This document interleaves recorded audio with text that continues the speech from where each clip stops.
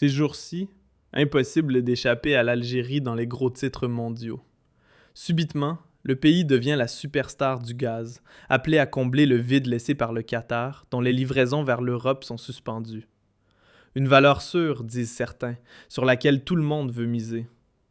Giorgia Meloni posera bientôt le pied à Alger, et le ministre espagnol des Affaires étrangères n'est pas loin derrière. Partout en Europe, des dirigeants prennent leur téléphone pour discuter de l'Algérie, tandis que d'autres multiplient les compliments et les invitations diplomatiques. Même les experts, économistes renommés et gourous de l'énergie, semblent incapables de détourner le regard. L'Algérie donc ? Elle attire les appels et les regards admiratifs à la fois. L'Algérie, elle est évoquée. Mais est-elle vraiment la solution ? L'Algérie, grande gagnante depuis la guerre qui a été déclenchée contre l'Iran, est-ce une vérité ou une illusion? Nous allons tenter de répondre à cette question au cours de cette émission. Salam alaikum. La presse internationale a effectivement parlé énormément de l'Algérie. Comme vous le voyez à l'écran, BFM, Business, Sud-Ouest, l'agence France Presse, Reuters, Bloomberg, des agences de presse internationales, des titres de la presse internationale, que ce soit la presse francophone, la presse française ou même la presse anglophone internationale, l'Algérie, elle est revenue sur les lèvres de plusieurs journalistes, observateurs et commentateurs de l'actualité mondiale. Notamment depuis l'aggravation du conflit armé ou de la guerre qui oppose et qui a été déclenchée par les États-Unis d'Amérique et Israël contre l'Iran. L'interruption de la livraison du gaz naturel liquéfié qatari aux pays européens, la fermeture du détroit d'Ormuz, l'augmentation hallucinante et affolante des prix du baril de pétrole et des prix du gaz sur le marché européen ont fait braquer tous les projecteurs sur l'Algérie. L'Algérie est un pays qui dispose de 2 gazoducs qui le relient au continent européen. L'Algérie, grand producteur de gaz, l'Algérie, important producteur de pétrole, l'Algérie, pivot de l'Afrique du Nord, pays stratégique au cœur du bassin méditerranéen, est aujourd'hui effectivement au cœur du débat médiatique, au cœur de toutes les attentions et au cœur de toutes les discussions en ce qui concerne la configuration ou la construction d'un nouvel ordre mondial et régional, où les pays de l'Europe de l'Est ou les pays occidentaux essayent de se tourner vers des pays africains pour ne plus dépendre des pays du Moyen-Orient et du Proche-Orient, où l'insécurité règne en maître, où l'instabilité ne cesse de s'aggraver d'un mois à l'autre, d'une année à l'autre. Mais est-ce que l'Algérie est vraiment gagnante ? Est-ce que l'Algérie est capable d'être une alternative sûre pour les besoins énergétiques des pays européens ? Est-ce que l'Algérie peut rester le partenaire politique et économique le plus fiable des pays européens dans la région de l'Afrique du Nord et de la région du Moyen-Orient et de l'Afrique du Nord ? D'abord, il faut savoir que l'Algérie n'est pas un pays gazier aussi stratégique et aussi important que le laissent entendre les experts. En tout cas, que le laissent entendre les médias internationaux, puisque les experts sérieux et expérimentés interrogés par ces médias internationaux disent ouvertement « Attention, il ne faut pas trop fantasmer sur la capacité de l'Algérie à fournir ou à sauver l'Europe et les pays occidentaux face à une crise énergétique qui risque d'être très aiguë et qui pourrait durer très longtemps. » Effectivement, l'Algérie occupe une place stratégique sur les échiquiers énergétiques mondiaux. Cela, c'est inévitable, incontestable et vrai. Les chiffres clés, d'ailleurs, placent l'Algérie parmi les plus grands pays producteurs de gaz. En 2024, l'Algérie a produit environ 94,7 milliards de mètres cubes de gaz naturel. Ce chiffre n'était pas une performance extraordinaire, puisqu'il y avait un recul de pratiquement 7% de la production de gaz en Algérie par rapport à l'année 2023, où la production nationale de gaz avait atteint 101,5 milliards de mètres cubes. En 2025, il y a une reprise, une augmentation de 4%, mais on reste toujours entre 100 et 105 milliards de mètres cubes. L'Algérie peut difficilement dépasser 105 milliards de mètres cubes, alors qu'auparavant, elle produisait plus de 130, voire même plus de 140 milliards de mètres cubes. La production de gaz de l'Algérie recule, mais elle demeure, au niveau mondial, classée au 10e rang mondial, au 10e rang des pays les plus grands producteurs de gaz naturel. Elle fait partie effectivement des cercles restreints des pays qui produisent plus de 100 milliards, ou du moins vers 100 milliards de mètres cubes par an. Mais l'Algérie n'arrive pas à rivaliser avec d'autres grands pays producteurs de gaz, comme les États-Unis d'Amérique, qui produisent plus de 1000 milliards de mètres cubes, ou la Russie, qui produit plus de 630 milliards de mètres cubes. Au niveau africain, en revanche, l'Algérie est le premier pays producteur de gaz en Afrique, devançant l'Égypte et le Nigeria. Et au niveau arabe, elle se classe 3e pays producteur de gaz naturel, après le Qatar et l'Arabie Saoudite. Important, effectivement, l'Algérie est, bien avant le début de la guerre contre l'Iran, le 2e fournisseur de gaz de l'Europe par pipeline après la Norvège, remplaçant une partie des volumes de gaz russe.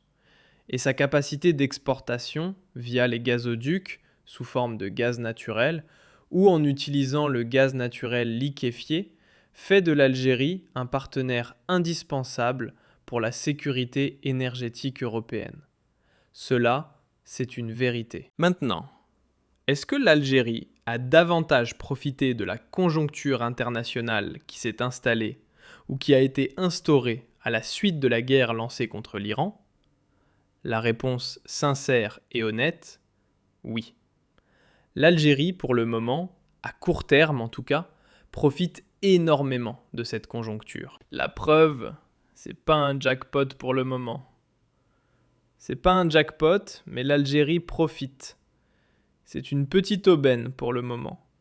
C'est une opportunité, une petite aubaine que l'Algérie doit exploiter à 100%. Alors, pourquoi ? La guerre a débuté le 28 février 2026 par des frappes aériennes conjointes, rappelez-vous, des États-Unis d'Amérique et d'Israël contre l'Iran. Cela a créé un véritable choc mondial qui s'est traduit par une crise économique importante.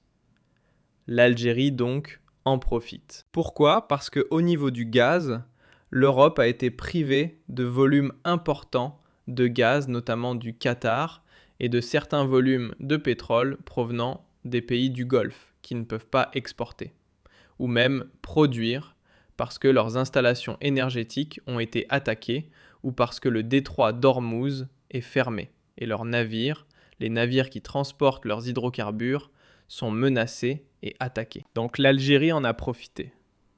Les exportations de gaz naturel liquéfié algérien ont bondi de 22% à jusqu'à 29% durant les premières semaines de mars 2026.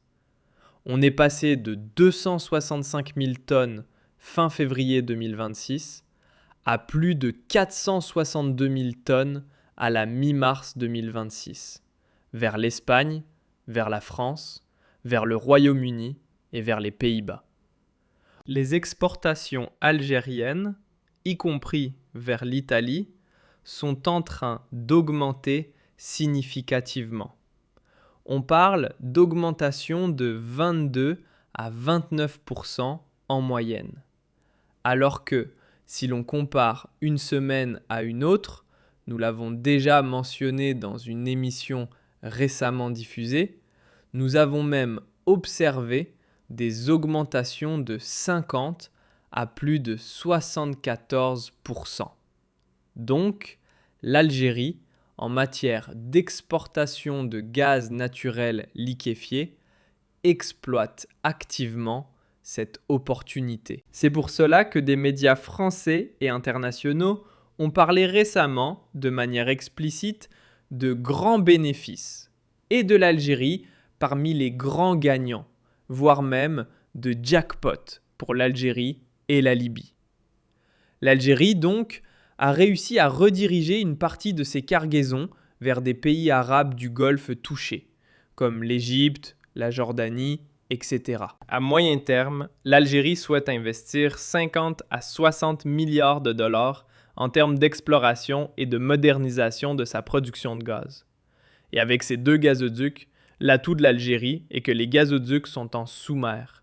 Ils ne peuvent pas être bombardés par les avions, ils peuvent seulement être sabotés par certains moyens, par des sous-marins, par des navires, etc. Mais, en cas de guerre, contrairement au Qatar qui ne possède aucun gazoduc le reliant à ses clients, l'Algérie, elle, dispose de 2 gazoducs, voire 3. Le Maghreb-Europe, qui a été fermé en octobre 2021 à la suite de la rupture des relations diplomatiques entre l'Algérie et le Maroc. Mais avec les 2 gazoducs que nous possédons, le Medgaz et le Transméditerranéen Pipeline, nous avons déjà la capacité de vendre à l'Europe entre 43 et 45 milliards de mètres cubes de gaz, ce qui n'est pas rien. Cela fera de l'Algérie, cela a déjà fait de l'Algérie, et cela continuera à faire de l'Algérie un pays essentiel pour la diversification énergétique européenne. Mais c'est pas un exploit, c'est pas une nouveauté. L'Algérie a déjà été un pays important, et ce depuis le début de la guerre en Ukraine. Avec la Norvège, l'Algérie est le pays qui a le plus permis à l'Europe de s'émanciper un peu du gaz russe. Mais l'Algérie n'est pas le grand sauveur. Elle ne peut pas être le grand sauveur. Et c'est cela que nous estimons et exposons. Pourquoi? Parce que l'Algérie est exposée à des limites et à des risques. D'abord, la production en Algérie est limitée. Déjà, la production de gaz en Algérie fonctionne à plein régime. En 2024, nous étions à moins de 100 milliards de mètres cubes. Il n'est pas certain qu'en 2026 ou en 2027, nous dépassions les 100 milliards de mètres cubes, puisque les investissements promis par le régime Tebboune ne se sont pas encore concrétisés. Nous possédons d'immenses réserves de gaz de schiste, c'est vrai, que nous n'avons pas encore commencé à exploiter ou à produire. Et les réserves de gaz conventionnelles sont en train de se raréfier ou de diminuer drastiquement. On a de vieux gisements, comme le gisement de Acier-Mel, qui est en exploitation depuis pratiquement la fin des années 50 et avec une exploitation industrielle massive depuis le début des années 70. Donc, on constate un épuisement de nos réserves de gaz. Et cela, le modèle algérien y est confronté à ses limites. Tant qu'il n'y a pas de nouveaux investissements, tant qu'on ne lance pas la production du gaz de schiste, il est très compliqué pour l'Algérie de rester parmi les 10 grands pays producteurs de gaz, dans le club des 10 grands pays producteurs de gaz. Et dans les 3 ou 4 années à venir, on pourrait facilement quitter ce classement, puisqu'on risque de produire moins de 100 milliards de mètres cubes. Le régime Tebboune a promis de doubler la production. Mais comment peut-on doubler la production en exploitant les mêmes réserves, sans nouvelles découvertes et sans lancer le gaz de schiste? Donc, le régime Tebboune est en train de faire du buzz, de faire du populisme, à défaut d'avoir une stratégie de gouvernance et d'investissement concrète, fiable et profitable au pays. Il existe aussi des dimensions géopolitiques et diplomatiques. L'Algérie, parfois, a un problème. Elle n'est pas toujours stable dans ses relations avec les pays occidentaux. Parfois, elle adopte une posture anti-occidentale. Parfois, elle diabolise un peu l'Occident. Parfois, elle essaie d'être très proche de la Chine et de la Russie. Puis, elle s'éloigne de la Chine et de la Russie et tente de se rapprocher de l'Occident. Mais ce n'est pas un pays perçu comme étant pro-occidental. Donc, l'Occident et les pays européens ne pourront pas continuer longtemps à miser sur l'Algérie en raison de certaines divergences diplomatiques et politiques. L'Algérie ne reconnaît pas Israël, par exemple, a refusé de normaliser ses relations avec Israël, et elle défend parfois des pays qui sont anti-occidentaux et qui pratiquent une politique anti-occidentale. Même si le régime Tebboune, depuis l'arrivée de Donald Trump au pouvoir, a radicalement changé son discours souverainiste et anti-impérialiste, il n'en demeure pas moins que l'Algérie n'est pas un pays qui respecte les cadres de pensée ou la doctrine diplomatique occidentale. Il est donc fort probable que les pays occidentaux réfléchiront à 2 reprises avant de vouloir dépendre de l'Algérie comme ils ont dépendu de la Russie, ou comme ils avaient une dépendance vis-à-vis du Qatar. Le Qatar, par exemple, est un pays beaucoup plus ami de l'Occident que l'Algérie. L'Algérie a encore quelques problèmes politiques. La crise avec la France, comme on le voit, a duré plus d'1 année et demie, pratiquement 2 ans maintenant. Elle n'a pas encore été résolue. Nous avons eu une crise diplomatique et politique violente avec l'Espagne à cause du dossier du Sahara occidental pendant 1 année et demie. Donc, dire que l'Algérie est l'alternative et la solution pour les pays européens est faux. Malheureusement, c'est faux. L'Algérie n'est pas la solution aux problèmes énergétiques des pays européens. Elle peut constituer une partie importante de la réponse à court terme, particulièrement pour le gaz, grâce à sa proximité géographique, à ses pipelines sécurisés et à sa fiabilité. Mais elle ne peut ni remplacer à elle seule les volumes produits par le Qatar, par exemple, ou par les autres pays du Golfe, ni résoudre les vulnérabilités structurelles de l'Europe, dépendance vis-à-vis des importations, stockage bas, transition énergétique encore incomplète. L'Algérie verra donc son rôle se renforcer durant cette crise actuelle. Mais elle en profite pour le moment, et cela risque d'être à court terme. D'où le mot « illusion » que nous avons utilisé. L'Europe, qui est déjà en position fragile, avec des stocks de gaz à leur limite, très bas depuis 5 ans, voit les prix du gaz s'envoler de 30 à 35% en quelques jours. C'est donc pour cela qu'elle s'est tournée en urgence vers l'Algérie. Mais cela ne signifie pas que l'Europe va considérer l'Algérie comme une priorité ou comme un fournisseur privilégié, ou qu'elle va la favoriser ou lui accorder un traitement de faveur. L'Algérie est devenue une priorité immédiate pour l'Italie, l'Espagne et d'autres pays européens. Mais cette priorité, encore une fois, peut changer radicalement, car les pays européens ne feront pas l'erreur de dépendre d'un seul fournisseur et n'hésiteront pas à diversifier leurs partenaires et leurs fournisseurs.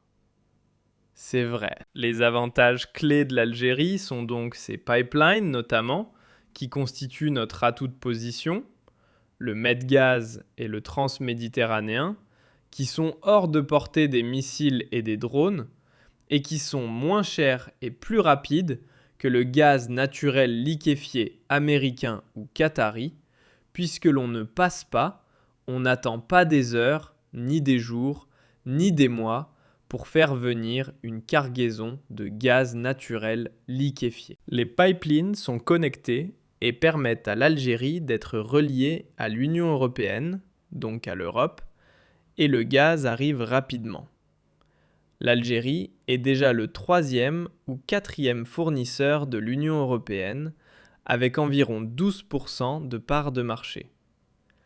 L'Algérie est officiellement qualifiée par l'Europe de partenaire stratégique et fiable pour le gaz. Mais les investissements européens dans l'économie algérienne restent très faibles, justement en raison d'une certaine méfiance. L'Algérie est encore perçue comme un régime très autoritaire, très souverainiste, très fermé sur lui-même, très nationaliste, avec une dialectique, un vocabulaire et un engagement souvent anti-impérialistes qui peuvent offusquer les pays européens, notamment en ce qui concerne les dossiers du Sahara occidental, de la Palestine et d'Israël, où l'Algérie adopte des positions totalement opposées aux agendas défendus par les pays européens.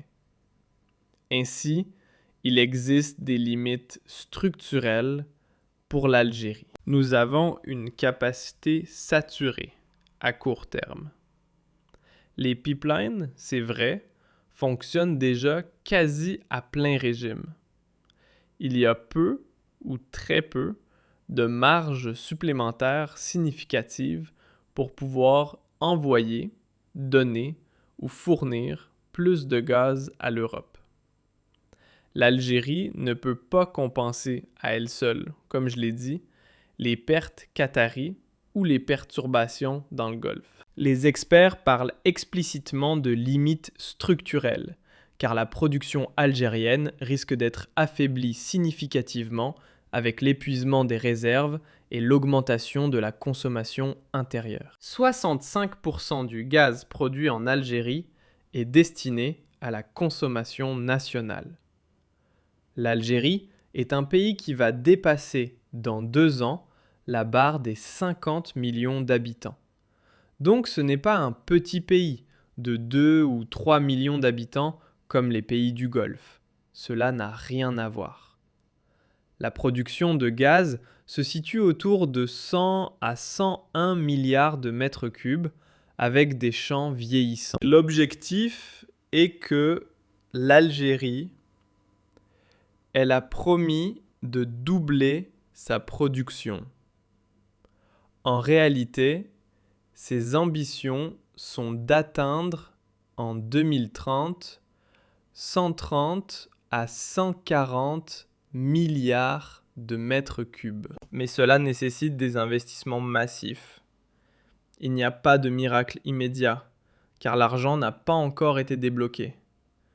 Très peu de compagnies internationales investissent en Algérie, en raison de l'instabilité réglementaire, des ingérences dans les affaires internes des investisseurs étrangers, de la dépréciation de la monnaie algérienne, des lois anti-importation du régime Tebboune et des lois fiscales très strictes, encore peu favorables aux intérêts des investisseurs étrangers. Donc l'Algérie est également confrontée à la concurrence. D'autres pays sont en train de rivaliser avec l'Algérie. La Libye est un pays qui possède des réserves plus vierges. Si la Libye se stabilise et est sécurisée, elle pourrait vendre et produire autant de gaz que l'Algérie. Et elle produit déjà plus de pétrole. L'Algérie produit à peine 900 000 barils par jour. La Libye, elle, produit déjà 1 400 000 barils par jour. Il y a d'autres pays, comme l'Azerbaïdjan, le Nigeria, la Malaisie, l'Australie et les États-Unis, avec leur gaz de schiste. Donc, l'Algérie est confrontée à une concurrence de plus en plus ardue. Il existe également un problème de concurrence et de rapports économiques instables avec les pays de l'Union européenne. La Commission de l'Union européenne a longtemps dénoncé la politique anti-importation du régime algérien, la politique des subventions sociales qui défavorisent les produits étrangers, ainsi que les allègements fiscaux qui ne sont pas promis et qui ne sont pas accessibles à toutes les entreprises européennes, etc. Ainsi, il existe un risque important pour l'Algérie à moyen terme. Le risque de ne pas pouvoir produire, de ne pas pouvoir exporter comme avant, de ne pas pouvoir maintenir sa production comme auparavant, et de ne pas pouvoir conserver son statut d'exportateur net alors que la consommation nationale augmente. La concurrence asiatique est de plus en plus importante.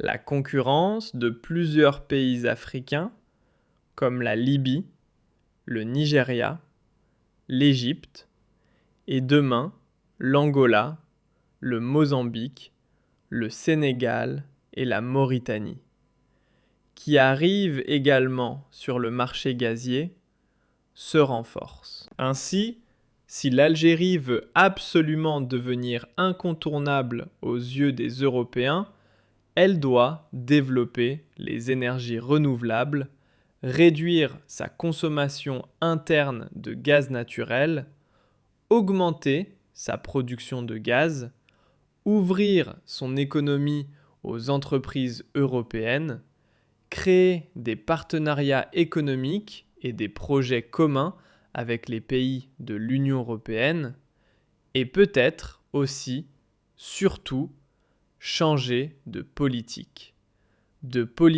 diplomatique ou de doctrine géopolitique. Et peut-être essayer de se rapprocher davantage des pays occidentaux, ou adopter ou même ménager certaines thèses occidentales contraires aux intérêts souverains de l'Algérie, à condition que cela puisse rapporter des richesses importantes pour le pays.